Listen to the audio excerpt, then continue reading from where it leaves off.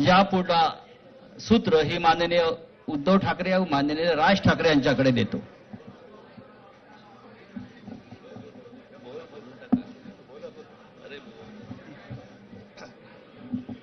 बघा, एवढं आमचं एकमत झालेलं आहे. सर्वांचं स्वागत करतोय. आणि आता संजय राऊत यांनी संयुक्त महाराष्ट्राच्या लढ्याची आठवण करून दिली. तो जो मंगल कलश आणला गेला तो काही सत्यनारायणाच्या पूजेसारखा आणला गेला नाही. त्याच्या मागे खूप मोठा संघर्ष झालेला आहे. 105, 107 किंवा त्याहूनही जास्त मराठी माणसांनी बलिदान देऊन मुंबई महाराष्ट्राला मिळवून दिली आणि त्याची आठवण आज होणं स्वाभाविक आहे.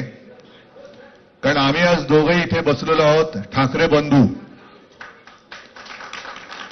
आमच्या दोघांचेही आजोबा प्रबोधनकार हे संयुक्त महाराष्ट्राच्या लढ्यामध्ये पहिल्या 5 सेनापतींमधले एक सेनापती.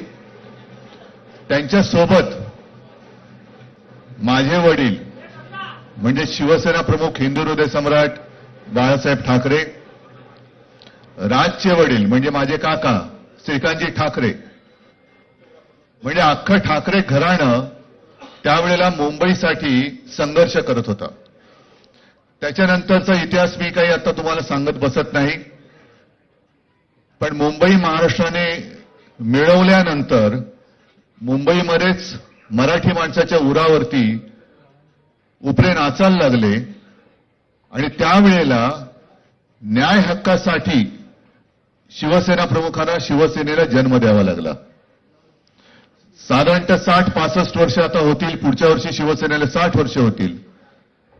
इतकी वर्ष व्यवस्थित गेली आणि आज परत आपण पाहतो आहोत की मुंबईचे लचके, मुंबईच्या चिंधड्या उडवायच्या हे मनसुबे त्यावेळेला ज्यांना मुंबई पाहिजे होती त्यांचेच प्रतिनिधी जे वरती दोघं जण, वरती म्हणजे इकडे नाही दिल्लीत बसलेले आहेत, त्यांचे मनसुबे आहेत.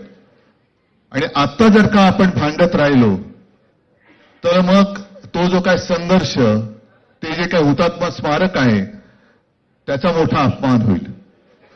आज आम्ही आमचं कर्तव्य म्हणून एकत्र आलेलो आहोत आणि मी मागेच म्हटलं एकत्र आलो आहोत ते एकत्र राहण्यासाठी.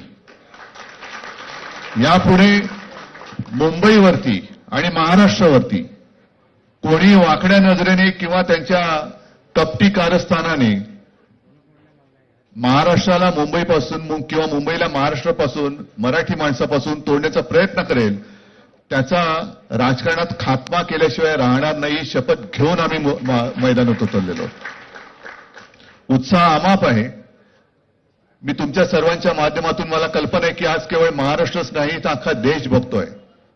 मी सर्वांना विनंती करतोय, आवाहन करतोय आणि एक सूचना सुद्धा करतोय. कारण मागे विधानसभेच्या वेळेला भारतीय जनता पक्षाने जो एक अपप्रचार केला होता, बटेंगे तो कटेंगे, तसंच मी मराठी माणसाला सांगतोय की आता जर का चुकाल तर संपाल, आता जर का फुटाल तर पूर्णपणे संपून जाल.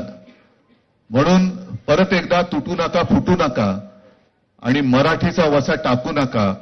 हाच एक संदेश मी आमच्या आज दोघांच्या युतीच्या निमित्ताने संपूर्ण महाराष्ट्राला देतो आहे. आणि मला खात्री आहे की मराठी माणूस हा सहसा कोणाच्या वाटेला जात नाही, पण त्याच्या वाटेला जर का कोणी आलाच तर त्याला परत जाऊ देत नाही.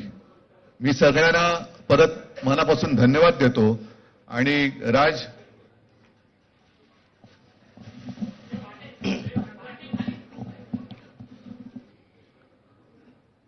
आपणा सर्वांचं मी मनपूर्वक स्वागत करतो.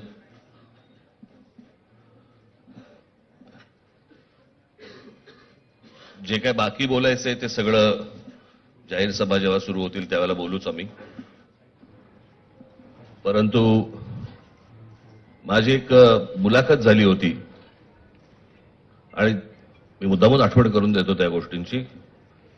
आणि त्या मुलाखतीमध्ये मी असं म्हटलं होतं की कुठल्याही वादापेक्षा आणि भांडणापेक्षा महाराष्ट्र मोठा आहे. आणि मला असं वाटतं तिथून त्या आज आम्ही एकत्र येण्याची सुरुवात त्या वाक्यापासून झाली.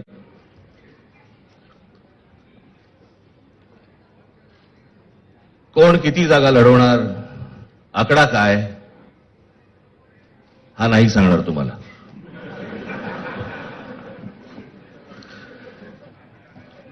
महाराष्ट्रामध्ये सध्या लहान मुलं पळवण्याची खूप टोळ्या फिरतायत. त्याच्यामध्ये 2 टोळ्या अजून जास्ती ऍड झालेल्या आहेत. ते राजकीय पक्षांमधली मुलं पळवतात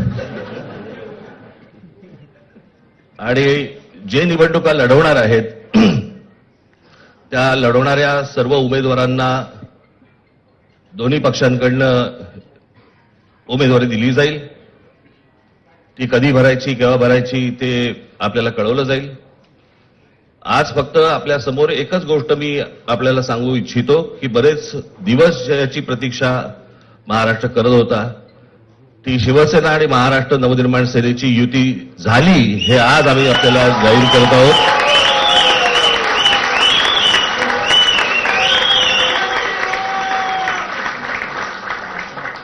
धन्यवाद.